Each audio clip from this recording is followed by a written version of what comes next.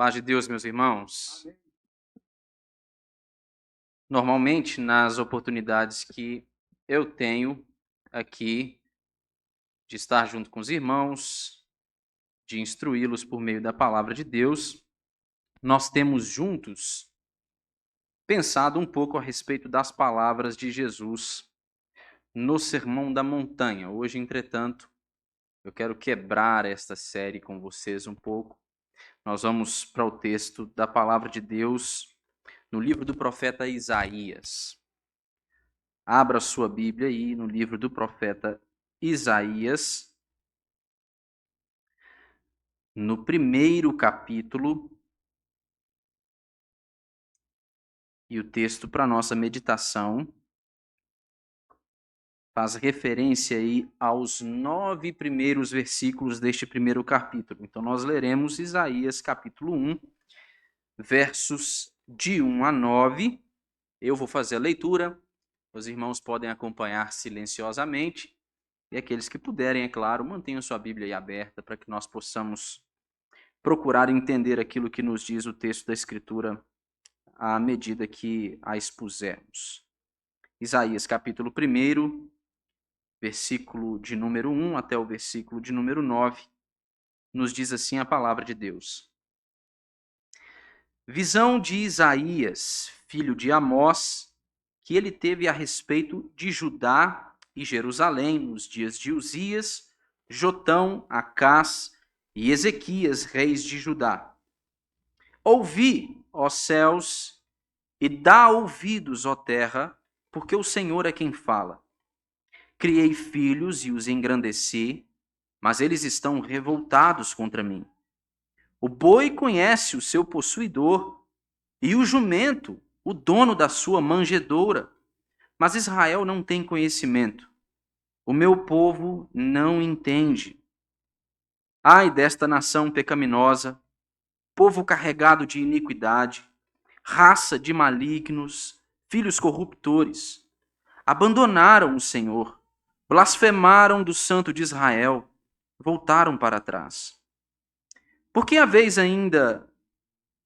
de ainda ser feridos, visto que continuais em rebeldia, toda a cabeça está doente e todo o coração enfermo.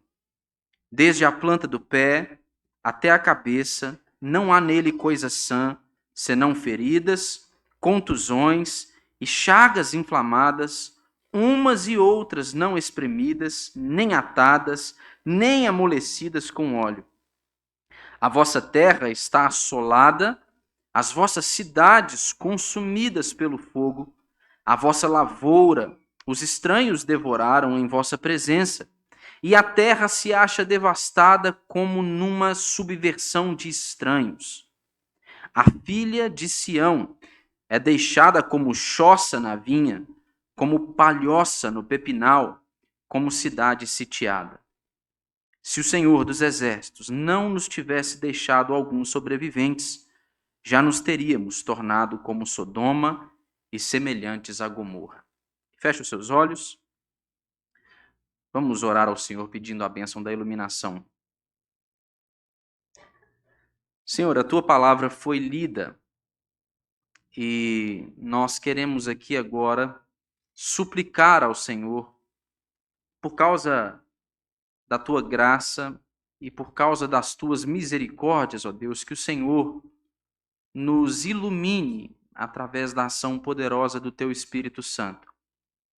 Eu costumo sempre dizer, em orações como essas, ó Deus, que antecedem o momento de exposição da palavra, que somente o nosso esforço aqui para poder compreender o texto da Escritura não é suficiente para que nós possamos compreender de fato aquilo que o Senhor tem para nos falar aos corações. Nós precisamos, ó Deus, da ação poderosa do Teu Espírito. Nós carecemos das misericórdias do Senhor, até mesmo para compreender aquilo que nos diz a Sua própria palavra. Portanto, tem misericórdia de nós, nos ajude. Nós queremos, ó Deus, sair daqui essa noite. Eu creio que é assim também com os meus irmãos. Nós desejamos sair daqui certos de que ouvimos a voz do Senhor, de que fomos alimentados pelo Senhor por intermédio da tua santa palavra. Esta é minha oração humilde, em nome de Jesus. Amém. Amém. Irmãos, Agostinho de Hipona, em sua obra A Cidade de Deus, ele examinou a relação existente entre duas cidades. Ele as chama de a cidade de Deus, que dá título a esta obra, que é uma espécie de uma obra de teologia sistemática do bispo de Hipona, Agostinho, mas ele faz referência nesta obra a uma outra cidade, que ele chama de a cidade dos homens. E ele vai estabelecer a relação entre estas duas cidades como parte da reflexão que ele faz a respeito de alguns temas teológicos e filosóficos. E ele vai distinguir estas duas cidades da seguinte maneira. A cidade de Deus, que dá título a esta obra de Agostinho, ela representa a comunidade espiritual dos crentes em Deus. Ela, a cidade de Deus, que representa essa comunidade de crentes, ela é composta por estes crentes que buscam viver de acordo com os princípios da fé e da moral, conforme eles mesmos foram estabelecidos pelo Senhor. Agostinho vai mostrar, por meio dessa obra, que essa cidade, a cidade de Deus, ela é uma cidade celestial e eterna, que é caracterizada pela justiça, pelo amor e pela obediência a Deus. Agostinho, ao longo da sua obra, ele argumenta que a verdadeira paz e a felicidade, elas somente podem ser encontradas nesta cidade. Na cidade que ele chama a cidade de Deus. A cidade onde os seus habitantes, eles exibem, eles refletem um estilo de vida oposto ao modo de vida que se vê na cidade dos homens. Esta cidade dos homens, que eu mencionei agora, em contrapartida, ela representa uma sociedade terrena, segundo Agostinho. Esta é uma sociedade em que os indivíduos eles buscam os seus próprios interesses. Eles buscam fazer a sua própria vontade no mundo. Segundo Agostinho, esta é uma cidade caracterizada pelo pecado, pelo egoísmo, pela injustiça e também pela corrupção. Agostinho ele até chega a reconhecer que nessa cidade podem existir indivíduos que sustentem, que exibam bons valores morais. Mas ele vai mostrar que a natureza pecaminosa e autocentrada da humanidade é o que se evidencia por parte dos indivíduos que compõem a cidade dos homens.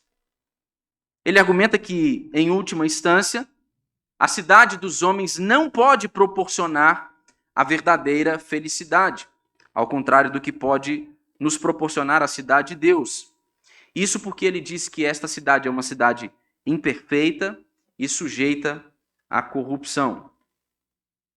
Agostinho, então, ele discute ao longo de toda esta sua obra a relação que é existente entre estas duas cidades, a cidade de Deus e a cidade dos homens.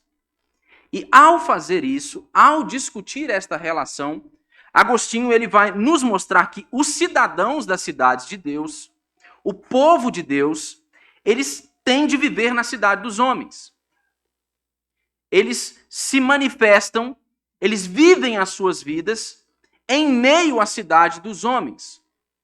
Mas eles devem vivê-la de forma diferente daqueles indivíduos que compõem a sociedade da cidade dos homens. Eles devem viver de maneira a preservar a sua fé e os valores morais que os foram comunicados pelo Senhor. Agostinho, ao longo da sua obra, ele enfatiza que a cidade de Deus ela não pode ser plenamente realizada na vida terrena, mas a busca por esta cidade ela deve ser um compromisso contínuo de todo cristão em direção à virtude e à santidade. Ao contrário do que Agostinho propõe em A Cidade de Deus como sendo o modo de vida característico daqueles que compõem esta sociedade, a saber, o povo de Deus, os filhos do Pai Celestial, a nação de Israel, conforme nós vimos aqui e lemos no texto de Isaías, no capítulo 1, ela havia se rebelado contra o Senhor, ela havia se desviado da vida que agrada ao Deus da aliança. O profeta Isaías, conforme nós podemos ver aí no primeiro verso, cujo ministério se estende ao longo do reinado de 4 reis, né? Os reis Uzias, Jotão, Acás e Ezequias, ele foi o porta-voz de Deus para poder proclamar quais eram as circunstâncias em que estavam vivendo os indivíduos que compunham o povo de Deus, a nação de Israel. O profeta Isaías, dotado de uma percepção elevada por causa da revelação que ele havia recebido da parte do próprio Deus, ele então começa a falar verdades a respeito do povo de Judá, isso de acordo com a visão que ele havia recebido da parte do Senhor, como uma revelação especial. Então o profeta Isaías ele começa a denunciar a rebeldia do povo de Israel, povo este que havia se esquecido do Senhor.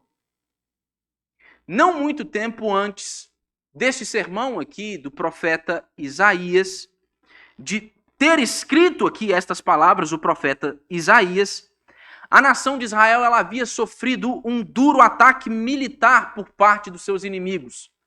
Isso vai ficar claro para nós aí, nós vamos perceber isso aí entre os versos de número 5 e os versos de número 7 e ao longo de todo o livro do profeta Isaías. O povo de Deus, a nação de Israel, havia sofrido um duro ataque militar e somente a cidade de Jerusalém havia sido poupada. Somente a capital de Israel havia sido poupada no meio deste ataque que eles haviam sofrido, que toda a nação havia sofrido. Agora, dentre o povo de Deus, muitos em seus corações, eles estavam distantes do Senhor. É isso que nós vamos perceber por meio da denúncia do profeta Isaías. A verdade, ao longo do livro do profeta Isaías, que nós vamos perceber é que muitos membros do povo do Senhor, da nação de Israel, eles estavam oferecendo sacrifícios detestáveis ao Senhor. Eles estavam derramando sangue inocente. E conforme nós podemos ver nos versos de 15 a 17 do capítulo 1, eles não estavam a defender a justiça. A cidade de Jerusalém agora ela era caracterizada por assassinatos, por roubos, ela era caracterizada por suborno de juízes, era caracterizada por adoração pagã e por injustiça para com os pobres. A nação de Israel, especificamente aqui, a cidade de Jerusalém, povo de Judá, ela estava dividida, ela estava enfraquecida, ela estava moralmente corrupta, e tudo isso se devia à rebeldia pecaminosa do povo de Deus.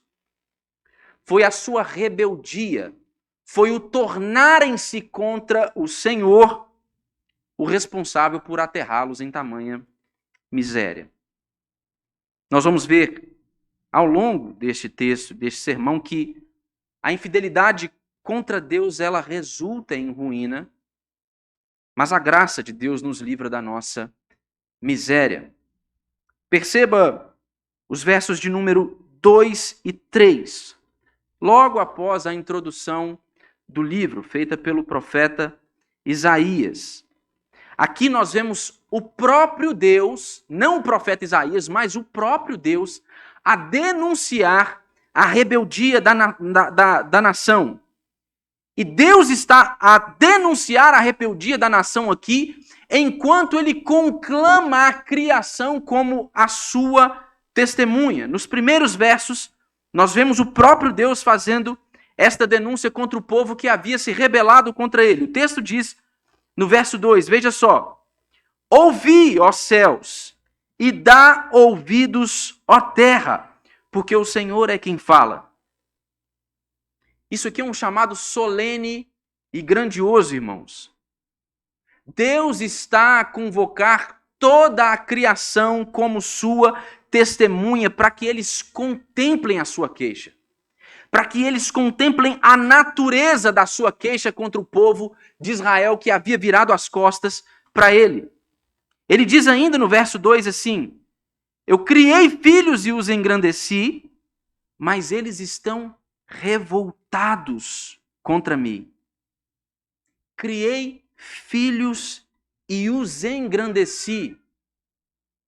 O que Deus está descrevendo aqui, irmãos, é o cuidado terno dele para com a nação de Israel.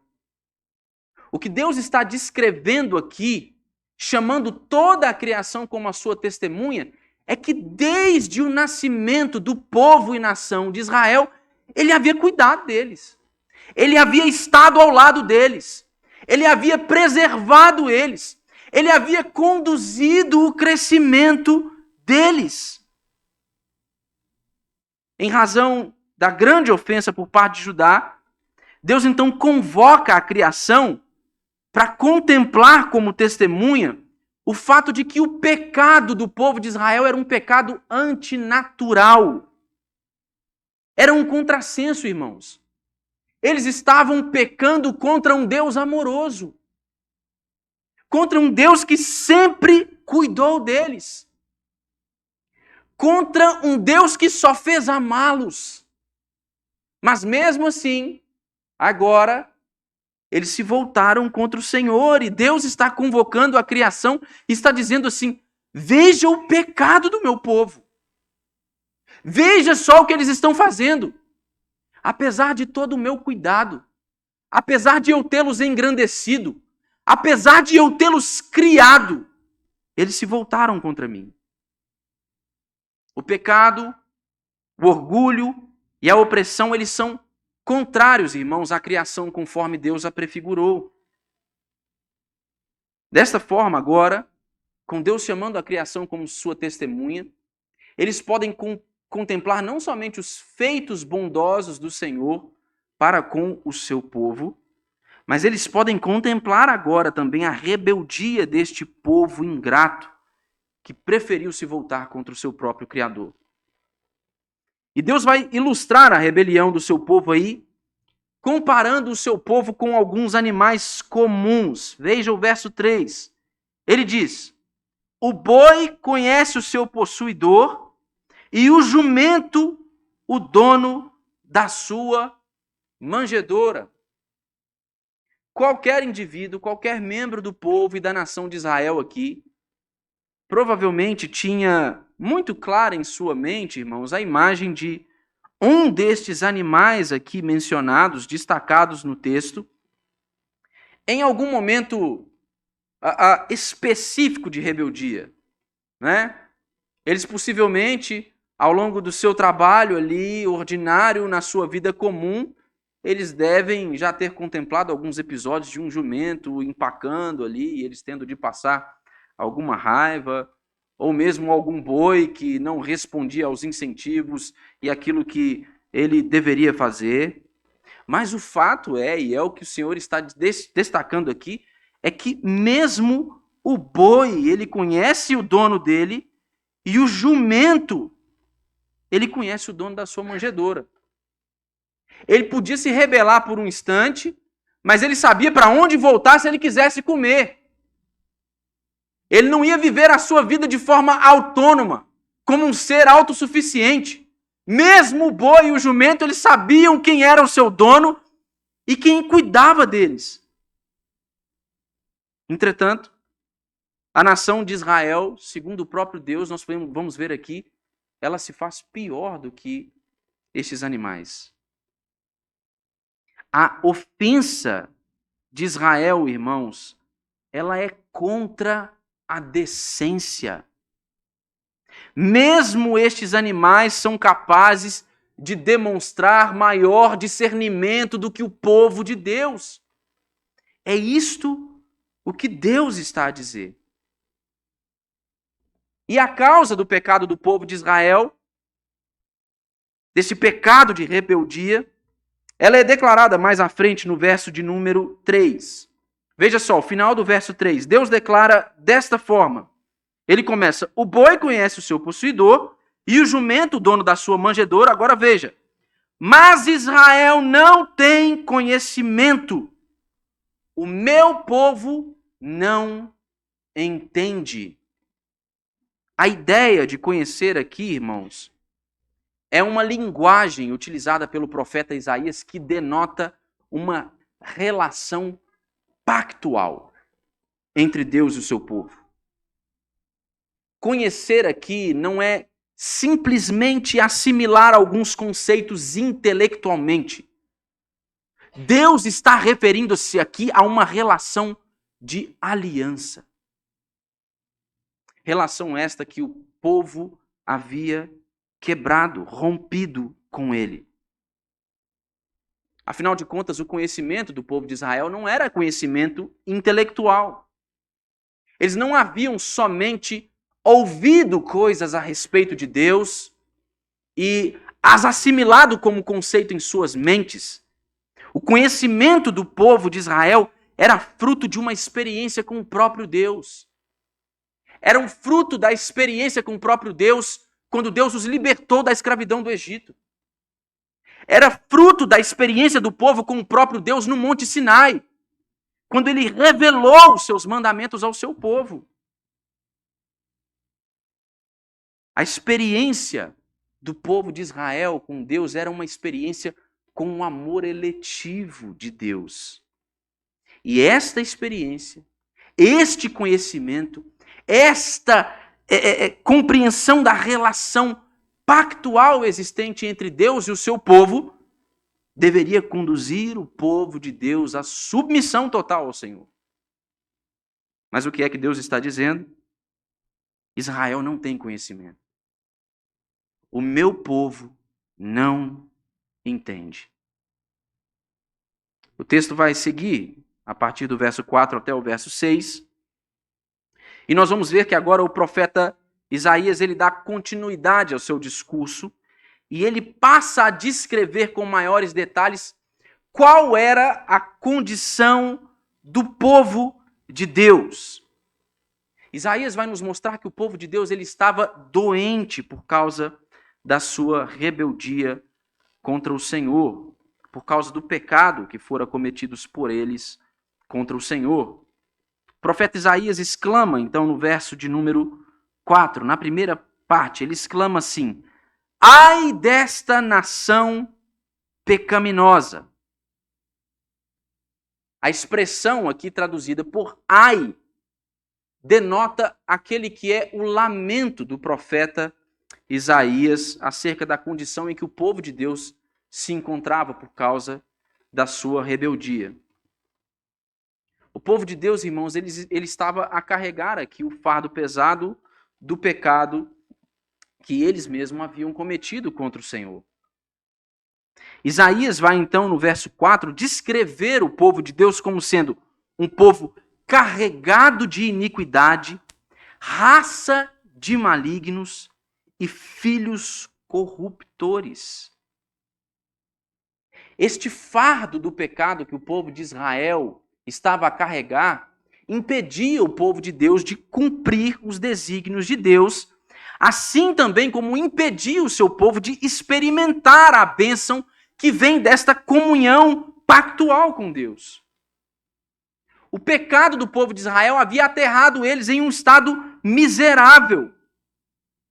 E é em razão disso, deste fato, que eles abandonaram o Senhor e blasfemaram contra o Santo de Israel, como vai dizer o profeta Isaías. Eles se voltaram contra Deus.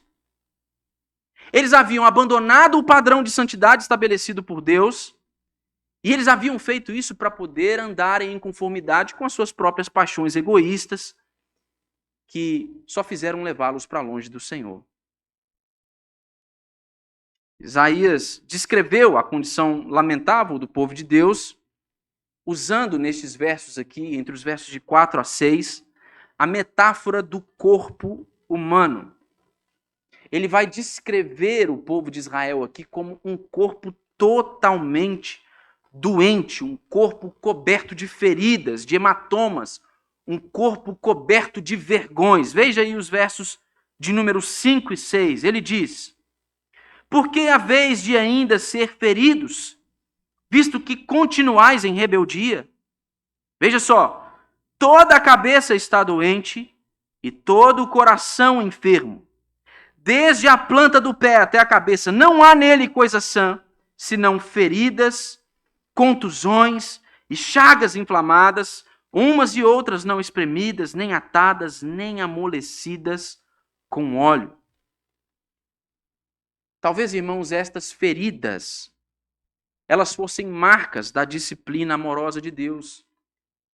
Mas o povo de Israel não havia reconhecido a sua condição, ele não queria reconhecer esta disciplina.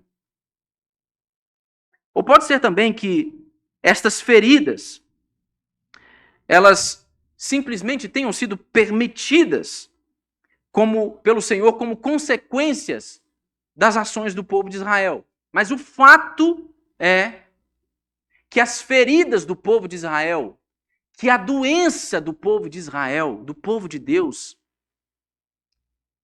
estas eram feridas auto-infligidas. Era uma doença causada por eles mesmos. E Israel só ia piorar até que finalmente ele se voltasse mais uma vez para o Senhor. Logo em seguida, nos versos de número 7 a 9, o profeta Isaías ele passa a descrever o modo como o pecado de Israel, o pecado da nação de Israel, não havia simplesmente afetado a vida e a condição do povo enquanto indivíduos em separado. O profeta Isaías vai nos mostrar que, por causa da rebeldia, a terra ela estava desolada. Mesmo a terra em que o povo vivia, ela estava a sofrer as consequências da rebeldia do povo de Deus. Veja o que ele diz nos versos 7 e 8. Ele diz: a vossa terra está assolada, as vossas cidades consumidas pelo fogo. A vossa lavoura os estranhos devoram em vossa presença. E a terra se acha devastada como numa subversão de estranhos. A filha de Sião é deixada como choça na vinha, como palhoça no pepinal, como cidade sitiada. O povo de Deus, irmãos, podia até mesmo chegar a considerar a seca ou o problema por eles enfrentado com a invasão de alguns grupos de inimigos que estavam ali saqueando suas colheitas. Eles podiam encarar as nações estrangeiras que os invadiram também e que atentaram contra a integridade deles. Eles podiam contemplar todos estes eventos apenas como os acasos da história. Entretanto, o profeta Isaías aqui, ele está declarando veementemente que estas desolações, elas devem ser contempladas como um instrumento do juízo de Deus contra o povo rebelde, contra a nação de Israel. A chave para o bem-estar nacional é a justiça e o viver de modo digno diante de Deus. Mas o profeta Isaías aqui ele vai destacar o fracasso do povo de Israel. Um fracasso terrível. Eles não viviam de acordo com a vontade de Deus. Mas apesar de toda essa miséria, da desolação da terra, desta terra estar sitiada, existe um elemento aqui neste texto, no verso 9, capaz de conferir esperança para o povo de Deus. A situação do povo era a pior possível, a mais devastadora. Eles estavam enfrentando todo tipo de problemas, todo o tipo de devastação. Mas o profeta Isaías vai dizer que eles poderiam ter enfrentado ainda maior desalento, não fosse a graça do Senhor. Veja só o que ele diz no verso 9. Ele diz: se o Senhor dos Exércitos não nos tivesse deixado alguns sobreviventes, já nos teríamos tornado como Sodoma e semelhantes a Gomorra. A história das cidades de Sodoma e Gomorra era, com toda certeza, amplamente conhecida da nação de Israel. Estas foram cidades destruídas pelo Senhor durante os dias de Abraão por causa de sua maldade e por causa de sua pecaminosidade. E o que é que o profeta Isaías está dizendo aqui para o povo de Judá? Olha, vocês poderiam ter enfrentado uma situação ainda pior, não fosse a graça do Senhor. Não fosse a graça do Senhor, vocês nem mesmo veriam a sua capital ainda, somente ela, preservada. À medida que as suas terras estão tomadas de estranhos, vocês teriam sido destruídos, do mesmo jeito que as cidades de Sodoma e Gomorra. A única diferença, irmãos, entre essas cidades mencionadas por Isaías aqui, a cidade de Jerusalém e as cidades de Sodoma e Gomorra, a única diferença é que Deus interveio graciosamente e permitiu que permanecessem alguns sobreviventes em Sião, enquanto ele destruiu totalmente as cidades de Sodoma e Gomorra, à exceção de Ló e de sua família. A distinção entre as cidades de Sodoma e Gomorra e a cidade de Jerusalém não tem relação, irmãos, com o comportamento do povo de Deus. Mas ela tem como um foco, como único foco, a maravilhosa graça de Deus que os libertou milagrosamente. Veja só o verso de número 36 e 37 do capítulo 1. Perdão, meus irmãos, os capítulos 36 e 37. Nós não vamos lê-los, são capítulos grandes. Eu pensei ter selecionado aqui alguns textos, mas não. Mas veja só, o fato é que o profeta Isaías, ao longo do seu livro, ele vai enfatizar a graça de Deus como sendo a única responsável por preservar e por salvar o seu povo. E esta graça não é destacada pelo profeta Isaías como um ato de fraqueza da parte de Deus, porque o profeta Isaías vai destacar que foi o Senhor dos Exércitos que fez isso. Foi o Senhor dos Exércitos que livrou o seu povo. Foi o Senhor dos Exércitos que preservou o seu povo apesar da sua rebeldia.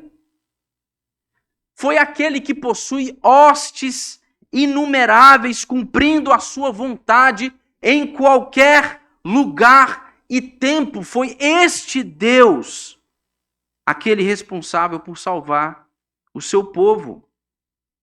Foi ele que poupou um remanescente em Israel. Foi ele que poupou sobreviventes em Sião. É por isso que Isaías diz, não fosse a graça do Senhor, vocês teriam sido destruídos como Sodoma e Gomorra. Isaías, irmãos, crê que pode haver esperança para o povo de Deus, mesmo que aquele povo, naquele exato momento, ou mesmo ele não viva para ver a salvação do Senhor. Isaías ousa crer que, mesmo de uma palhoça em um pepinal, Deus é capaz de fazer grandes coisas por seu povo. A situação de Judá, irmãos, ela nos faz pensar a respeito da nossa própria situação. Porque esta é, na verdade, a situação de todos os homens na história. Este não é um episódio isolado na história dos homens. Não é como se, em um dado momento, uma nação rebelde se voltasse contra o Senhor, mas isso fosse um fato específico, isolado na história. Este é o comportamento de todos os homens desde a queda no Éden, irmãos. Esta rebeldia, este tornar-se contra o Senhor, é o modo característico da vida de todos os homens. Aquilo que a nação de Israel estava experimentando aqui é o que todos nós experimentamos. Desde o início da nossa vida até o fim dos nossos dias. Gerações anteriores às nossas. Todos os indivíduos experimentaram o mesmo. Sofrimento, desolação, devastação, guerras, doenças, todo tipo de catástrofes naturais. Este não é um episódio isolado. A história de Judá aqui, irmãos, é a nossa história. A história da nação de Israel, irmãos, é a nossa história. A situação miserável da nação de Israel descrita nestes versos é uma descrição de qual é a nossa situação diante de Deus. Porque assim também como a nação de Israel, e tal qual a cidade dos homens, que Agostinho descreve em sua obra A Cidade de Deus, nós nos tornamos uma nação extremamente e universalmente pecadora.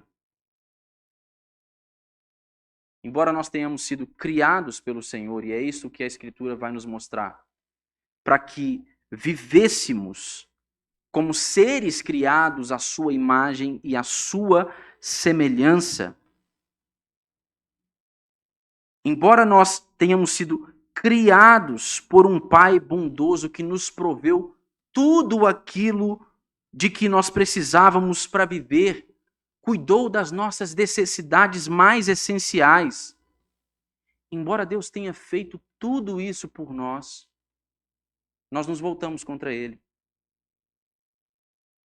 Nós preferimos andar segundo a nossa própria maneira, como seres autossuficientes, uma pretensão de sermos autônomos. Veja só, nós estamos querendo viver no mundo de Deus, na criação de Deus, como se Deus não existisse. A descrição deste povo é a descrição da nossa situação também. Assim como a nação de Israel, nós nos tornamos também uma multidão de malfeitores. Todas as categorias de homens que existem entre nós, todas elas são excessivamente transgressoras. E assim como o povo de Israel, nós não corrompemos somente a nós mesmos. Nós nos tornamos, irmãos, seres corruptores. Nós corrompemos a outros.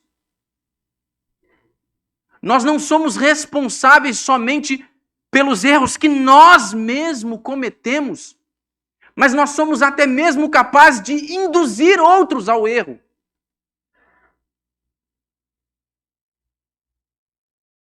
Tal qual Sodoma e Gomorra.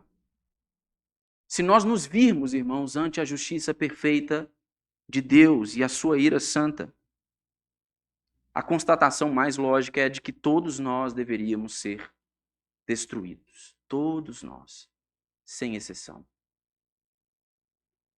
A gente está sempre procurando um culpado, não é, irmãos?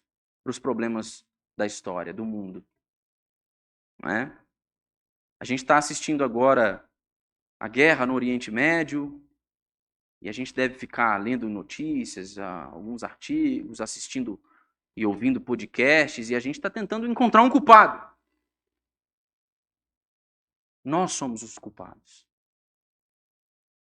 Nós somos os culpados. Nós somos os rebeldes.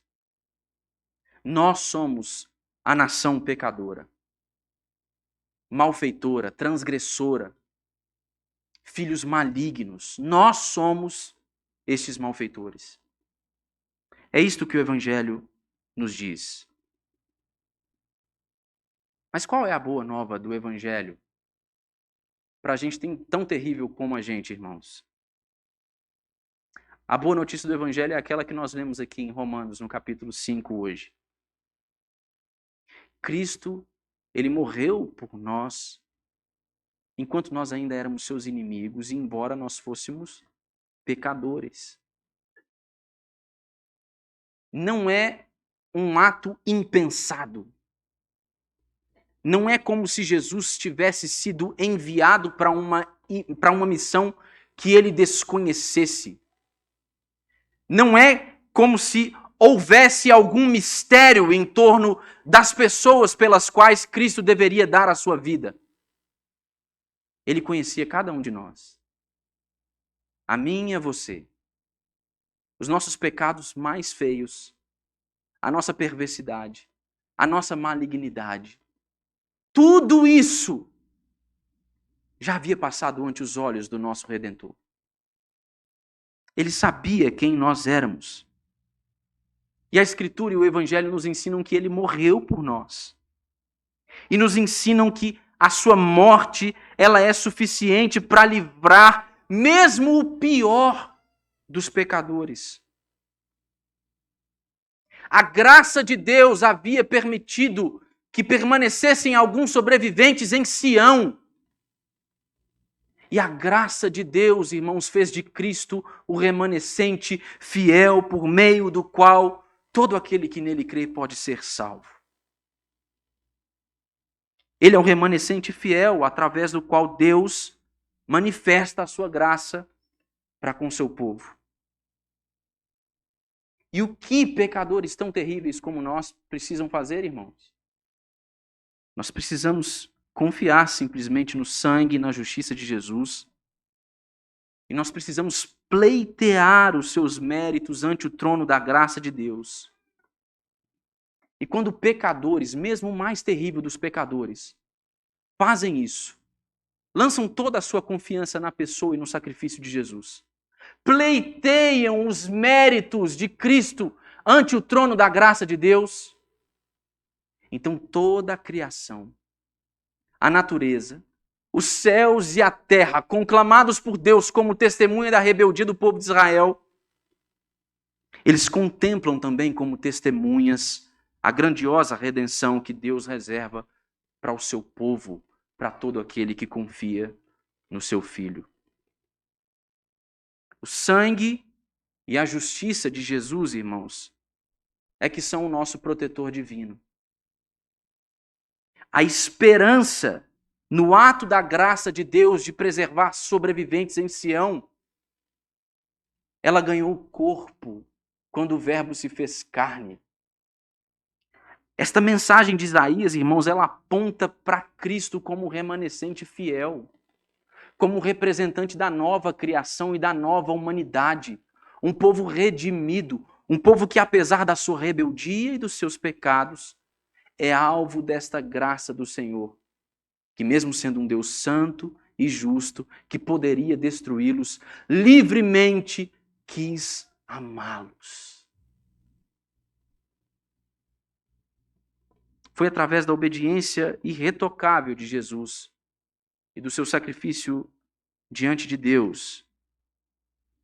Deus que foi ofendido, irmãos, por nossa rebeldia, por nossa desobediência irracional e animalesca, a ponto de nós sermos feitos piores do que o boi e do que o jumento. Foi por causa do sacrifício de Jesus que a justiça de Deus ela foi satisfeita perpetuamente. E agora o próprio Deus nos estende a destra da sua comunhão graciosa. Irmãos, para toda miséria e devastação do mundo e da história causada pelas mãos e pelos intentos de homens como eu e você, há uma medida superabundante da graça de Deus que faz novas todas as coisas em Cristo Jesus, o remanescente fiel. Irmãos, não fosse a graça de Deus e nós teríamos sido destruídos. Esta é a boa notícia do Evangelho. Que o Senhor tenha misericórdia de nós e que estas palavras encontrem lugar no nosso coração. Este é o meu desejo, em nome de Jesus.